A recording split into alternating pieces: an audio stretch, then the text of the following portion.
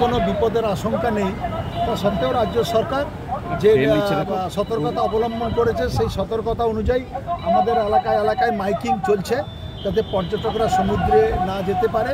ইতিমধ্যেই আমরা সমস্ত মৎস্যজীবীদের সমুদ্র থেকে যারা মাছ আরোহণ করেন তাদেরকে আমরা ফিরিয়ে আনতে পেরেছি এবং আমাদের প্রতিটা জায়গায় নুলিয়া পুলিশ, সাধারণ প্রশাসন, পঞ্চায়েত সর্বক্ষেত্রেই আমাদের সতর্কতা আমরা রেখেছি এবং আমরা নজরদারি করছি। আমি নিজেও এসেছি এখানে নজরদারি করতে যাতে কোনো পর্যটকই সমুদ্রের সি বিচের উপরে তারা যেন না বসেন, উপরে যেন না বসেন, যাতে জলের তোড়ে তারা যেন নিচে না নেমে যায়। কালকে একজন স্নান করতে নেমে গিয়েছিল, যাই হোক নুলিয়া পুলিশ খুবই সতর্কতা অবলম্বন করে তাড়াতাড়ি করে তাকে উদ্ধার করেছে। এমন কোনো অঘটন যাতে না ঘটে তার জন্য আমরা নিজেরাই এখানে নজরদারি করছি।